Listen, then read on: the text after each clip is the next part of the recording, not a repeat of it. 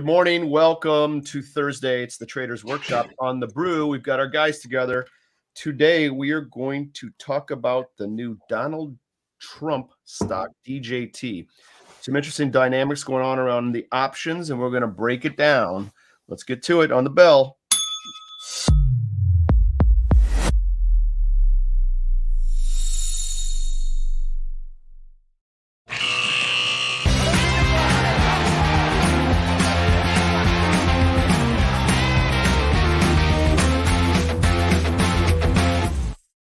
Boom.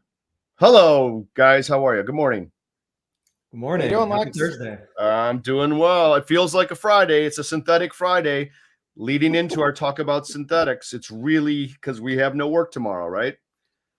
I knew I didn't have to set you up for that joke because you were guaranteed to make it as soon as we were talking about synthetics. So I'm so glad you led with that. Oh my God. I'm so big into synthetic days of the week. It's unreal. Synthetic Friday for us today. That's why I'm dressed down. I'm going for lunch. It's Synthetic Friday. I love it. I love it. So incidentally, we saw each other in real life last week in Soho, New York City, right? That was a fun time. So good to get together in person for once. I liked it. Yeah, it's nice to meet Mark. Oh, you never met Mark before? No, Not in meat space. last weekend. Okay, well, cool. That's all good. All right, we've got limited time. Let's do this. All right, Mark, I'm gonna go to you. We're talking about D as in dog, J as in Juliet, T as in Tango. Donald J. Trump, the stock. So Trump Media yeah. Concern, Trump Media Group, something like that. Yeah. I forget what their official title is. But this was converted from the Media and SPAC. Technology. And technology. Oh, sorry. Yes, this was DWAC before, DWAC. Okay, Digital DWAC. World Acquisition Company, I think that was. Okay. So tell us what's going on here. I know it's gained meme status because it's risen so much. So let's get into it. Well, this is really interesting. This is what you were talking about before the show about this checklist for meme status, and I've never heard it before. But I've been paying attention to it because of a lot of the synthetic relationships that are going on here. I can see Jason smirking because there's a very interesting Twitter conversation about some of the synthetic pricing in here. But like the synthetics tie into a lot of these checklists for what makes something memey or a meme stock, and like. When you check all those boxes, you start to see some really funky things happening with the pricing. Right. That's right. What's the deal with the SPAC? Was that, can you talk to that at all? I mean, why did we switch over to the DJT version of this?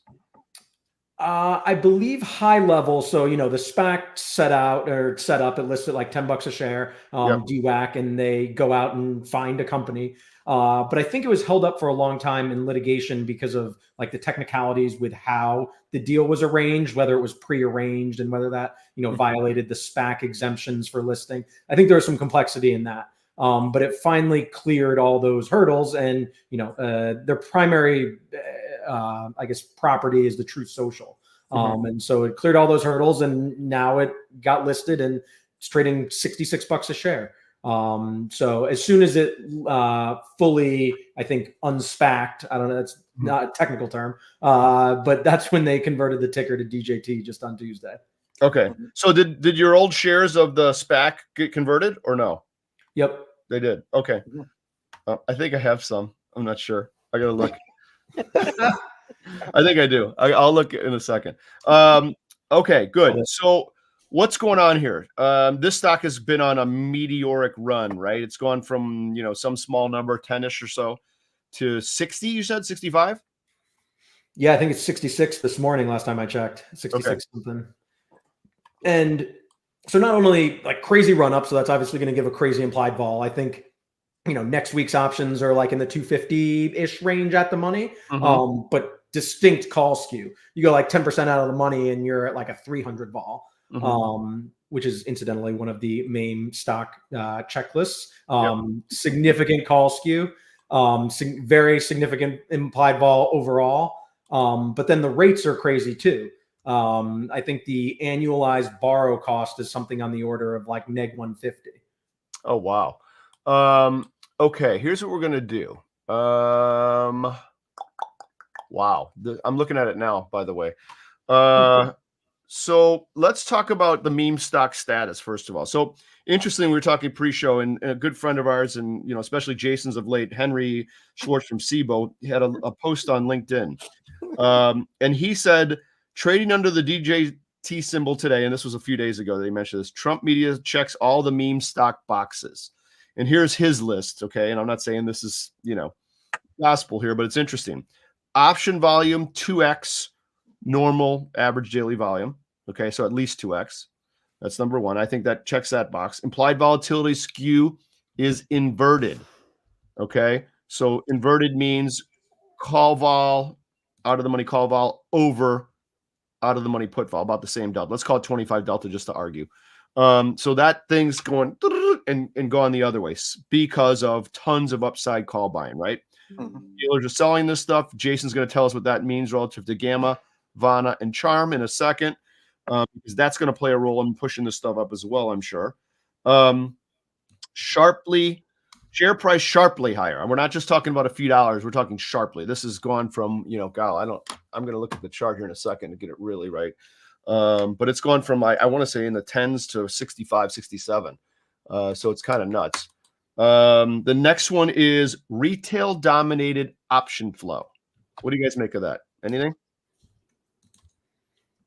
I don't have the exact figures, at hand, but this very much feels like the type of name that gets the retail crowd excited. And you see posts about it. So I don't know how the breakdown actually compares, but people are definitely buzzing about this one.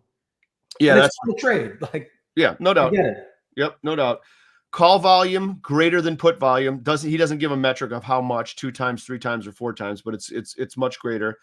And to our point, extremely hard to borrow shares to short.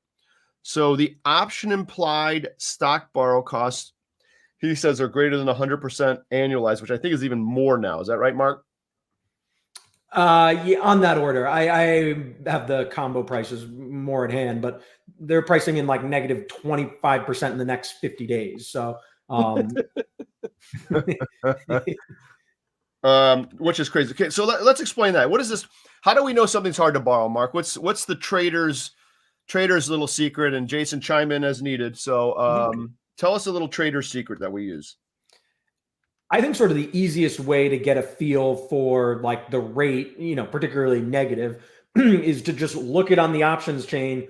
Where is the zero cost collar? Like where are the call prices equal to the put prices?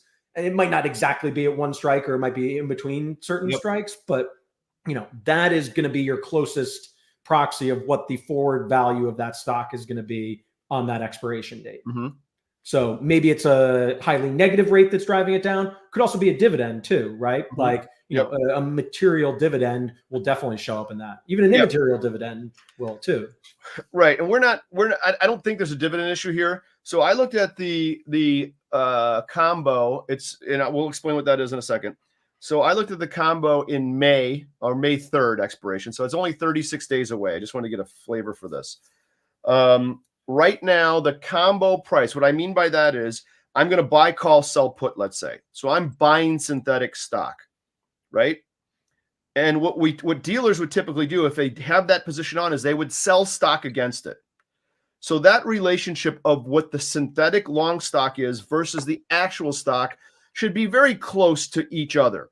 So it should be right around, the math should work out so that a 65 combo, if the stock's trading 67, should be $2, and it should get you up to about parity. Now there's carry costs in there, and there's exercise risk and dividend potentially, all that kind of stuff melted in. But let's just say it's normalized, right? So what I get for the at the money combo is roughly a long stock price of about $53. It's actually trading 66 and change, 66 and a half. So that's what is that? $12, $13 underwater, right? You can buy synthetic stock $13.50 better than you can do it in the open stock market, right?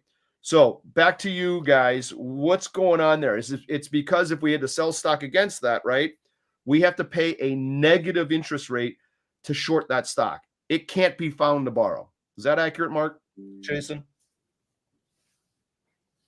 Yeah, 100%. That's exactly it. That like in the next, and the risk-free interest rate between now and this is probably something like 50 bips, positive 50 bips that we'd be talking about, right? And like this is pricing negative, what's that, 20, 18, 20%? Right. Right. Yeah, because what folks should understand is that when we as market makers in our world shorted stock, we would short it and create a credit balance, and we would get paid for that credit balance in normal situations where the stock's borrowable. Okay. So we would earn an interest rate, whatever that interest rate was being given by the clearing firm. We would earn that money, and we would use that computation to see where the synthetics should all be lined up. Right. So what's happening now is if we go to short the stock, we aren't earning money that in a normal situation. We are actually paying money to sell it and to short it because it can't be found to borrow, and you can't sell something in the stock world without being able to borrow those shares to sell, right?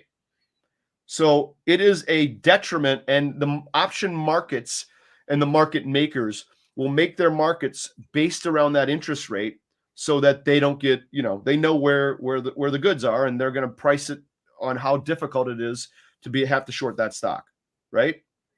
I think something like 10% of the float has been borrowed, they're estimating. And some of that's market makers, some of that'll be, institutions that are trying to buy it. But fundamentally, no one's selling a put for less than they can borrow that stock for, relatively. Right. There's no free lunch across markets here. No, not at all. So what happens is that call put parity gets way out of kilter when this situation happens. And look, we traded a lot of this in the day. We were very good at pricing this stuff, and all of a sudden, we won't get into this, but not just these combos get out of whack, but the boxes get out of whack too, right? So now all of a sudden, a $5 box can actually trade for more than $5 potentially in these scenarios, and it has to do with that short stock result potentially if you were to get it, right? You're not going to be able to carry that short stock, and you'll get bought in.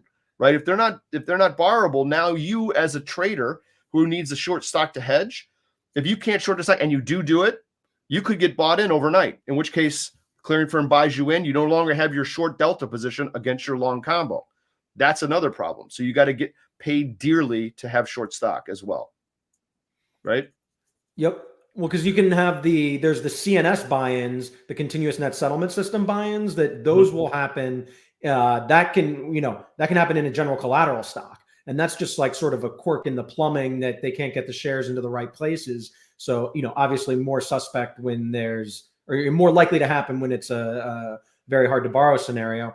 But now I believe you have 4 days. Now you can fail on your borrows and have, I think it's 4 days to cover it.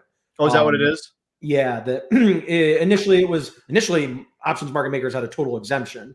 That went away in like 2007 or something like that. And then they turned the 13-day clock on, where you had that reg show fails up to 13 days, and you sort of hoped it like fell off the fails list over that 13-day period. Otherwise, at day 12, you had to pay up and cover. And then they adjusted it so that now it's absolutely 4 days, which is 2 settlement cycles. Got it. To be determined if they change that when we go to T+1, but it was T+2 + 2. Which was why it was 4 days. Okay. And if you were short a failing stock, you had 4 days to cover that in, or your clearing firm would buy you in because they were on the hook too. Right. Okay, good. I'm going to share my screen in a second. Give me a Lex sec. is getting out his calculator. I am. I'm making sure the mathematics works. Okay, here's what I did. Tell me. We're going to show you how we get this calculation. You ready? Right. Here goes. Okay, there's my trick and scratch. So here's what we got. You've got a call, and you guys can see this, right? I'm drawing. Can you see this? Okay, good. You got your call price of $12. Okay. You got your put price of $24. That's the current market. And this is, I said, May 3rd, 2024 expiration. So about 36 days to go. Okay. So what we like to do is we like to take I'm going to buy this call. I'm going to sell this put to see where my synthetic long stock exists. And the real stock is trading at $67. So the difference between these two is $12 negative, right? Because it puts over the call, We add that to the strike. It's going to subtract from the strike, and it's going to get us to $53 for synthetic long stock. That's the phrase we use. So when we do this, buy this call, sell this put, this is at the money options. That's called synthetic long when we do it that way. If we did it the opposite way, it would be synthetic short. So I'm essentially buying DJT at $53 and it's trading 67. How can that possibly be? Right? That's the mystery. Now, as we just explained, what happens is that you're not going to be able to hold that stock. So market makers aren't willing to sell you that put unless they get that much edge to do it, right? And there's all kinds of other things a market maker can do to hedge this long synthetic stock off. They can do short synthetic stock and get that box at a price that's advantageous to them, but still has risk, right? So there are some weird things that can happen with this kind of position when you trade this. You could actually end up buying puts, or I'm sorry, selling calls that are exercisable, and they just look goofy. There's no way you can get assigned on them, and yet you get assigned because of the short stock risk. And now they're going to put stock to you on the short side, right? So there's a risk there as well with just selling calls. Go ahead, someone burp or something. Say something. I've been talking too much. So I've been trying to do the arithmetic on adjusting the net worth values that they've been assigning to Trump. Yep. That, everyone's like, oh, he's, added $4.3 billion, like with this, like he can't sell his stock for another 6 months. And Right. even if he collars it, he's getting that 6-month forward rate. Like we should be putting these figures according to the forward rate of stock in 6 months, which is probably more like half of that. Yeah, that's probably fair. That's probably fair. So what was the number when this one public, he had added another 4 billion of juice to his net worth? That was like the CNBC headline that I saw. Yeah. So even if it's 2 billion, it covers his fine for now. It does cover the fine. You think he lets it ride? Oh, hell yes. He's a rider for sure. I totally agree. So after all those calculations, does that mean you could expect in 36 days for the stock to be trading at $53? That's like the best estimate. That's like what today we say the best estimate of the future value, given everything we know. There's obviously 200 implied vol layered on top of that. Yeah, right. But yeah, like as a starting point, you take out the dividends that are coming out, you add or subtract the interest, like that's the starting point. Yeah, that is a starting point. But don't forget, many things can happen dynamically to adjust the stock higher as well. So you never know. But right now, this is what the market predicts. And that's, by the way, for the viewers, that's the beauty of options. It tells the implied volatility and how these synthetics line up tells a great story about future expectation. It really does. Mm-hmm. And I love that about options, right? And I'd say that do this in the positive sense, right? Like we were talking about boxes before, that there's that really clever box ETF that's harvesting the positive interest rates that exist, right? Like if you, own 100 shares of SPX or you don't own 100 shares of SPX, you own 100 shares of SPY, you can sell a 1-year forward collar on that stock at a stock price approximately 4.8 or 5% above the current price, because that's the risk-free rate minus some dividends and whatever. Like you can capture that interest rate with the options. That's right. So yeah, I mean, it's an interesting play. So my advice, I can't give advice, but my warning is just be careful in these kind of things. I always like to look at these combos in these sort of stocks. I want to see how bad the interest rate is. Okay. And don't just think that these puts are so inflated and what a berry. Trust me, you're not getting any berries in the market. They're pretty efficiently priced. So just be careful, and again, not advice, but just be careful of these things to make sure you understand. These are tricky. This is a very, very advanced concept that most retail folks probably don't run into very often, right? Well, just the other day, there was that one guy, I guess, I'm presuming he's retail, but we're saying, oh, it's a great idea to sell calls on this because then you don't have to pay the borrow rate. And, as we just showed, it is implicitly priced into the options. You are not getting a free lunch, and just selling calls, it would only be $12 on your thing. But essentially, any move you make in options is at the $53, for 36 days at the $53 level. Right. So, I mean, you Right. can't just, I mean, I think like the point that, every vol person was making on this guy who was, who was fighting back pretty heavily is this isn't a free lunch. I mean, these are fairly priced. Right. But one thing I will say, just like from noticing, there is the liquidity on this is terrible. I mean, like the spreads are, $4 or $5 wide, which is, like 10%. Yeah, that's actually a good point. Stock. So, yeah, let me. Totally. I'm looking at that as well now while we're talking. Yeah, like these combos are $5 wide on like a $15 trade. Like there's a lot of slip in that. Yeah, I mean, I was saying 10% of the underlying is oh yeah, even that is in slippage. Right. So, I mean, what's the other key thing? That's a great point, Jason. What I like to look at in these kind of stocks as well, yeah, the market width for sure. I like to look at open interest. I like to look at volume. Obviously, open interest, you get nearer to expiration is greater. That's what I'm seeing right now. So we get into the thousands in some of these strikes in terms of open interest, but it's you go out to that May term that which is only 36 days out. You're getting double-digit open interest, 44, 32. 57, that kind of stuff, and very little volume out there. So that's another kind of indicator that, people aren't putting this into the portfolio necessarily.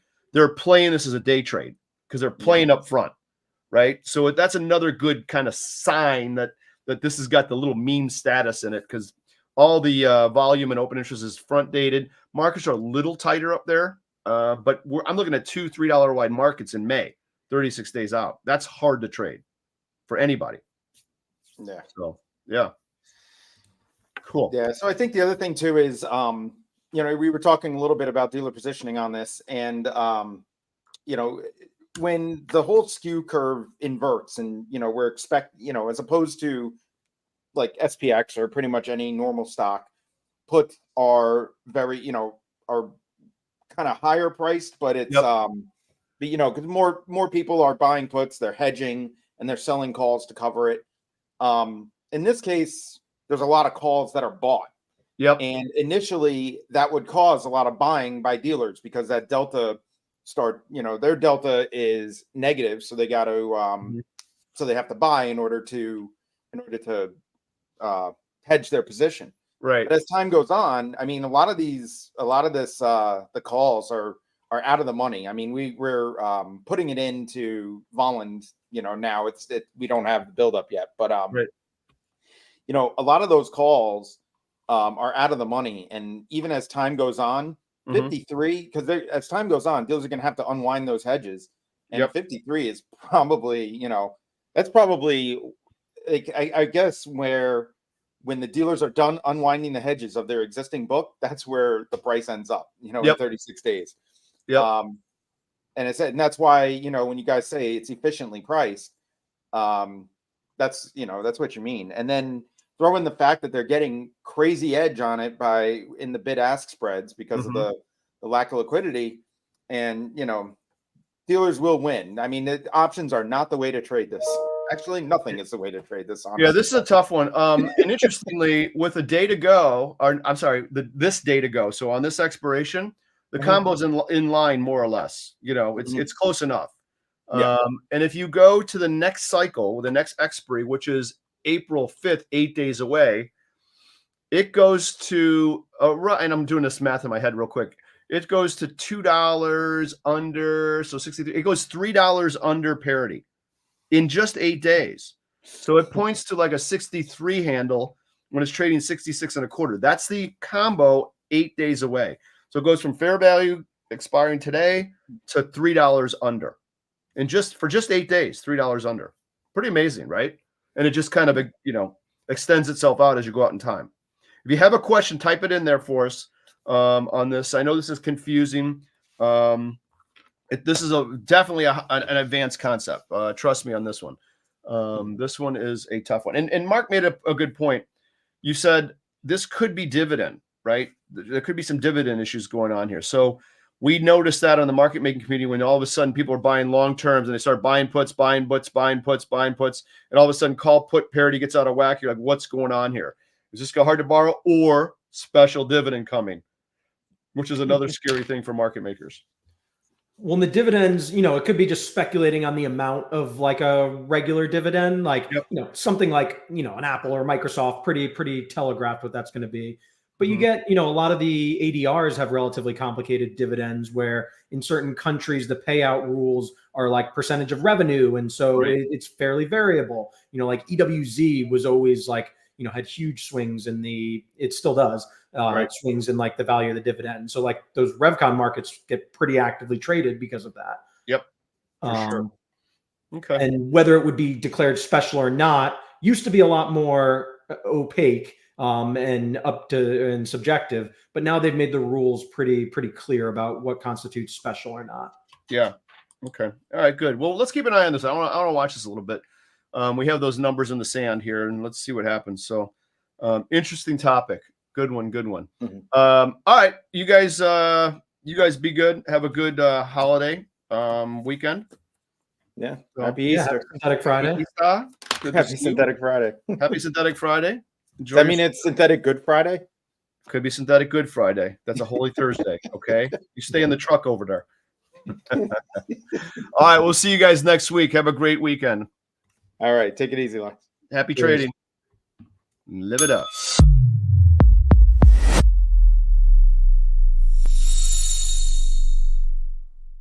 All opinions expressed by Tradier Hub contributors are solely the contributors' opinions and do not reflect the opinions of Tradier nor its affiliates and/or subsidiaries. You should not treat any opinion expressed by Hub contributors as a specific inducement to make a particular investment or to follow a particular strategy, but only as an expression of their opinion. The contributors' opinions are based on their own personal research, but neither Tradier nor its affiliates and/or subsidiaries warrants its completeness or accuracy, and it should not be relied upon as such. Any trades or positions discussed or referred to by contributors may or may not be actual live trades or positions. Such information is not intended to be financial or investment advice. Tradier Inc. is the parent company of Tradier Brokerage Inc. Tradier Brokerage Inc. and Tradier Inc. are separate entities with their own products and services. Securities products and services are offered through Tradier Brokerage Inc. Tradier Brokerage Inc. is an independent subsidiary of Tradier Inc. All rights reserved. Member FINRA SIPC.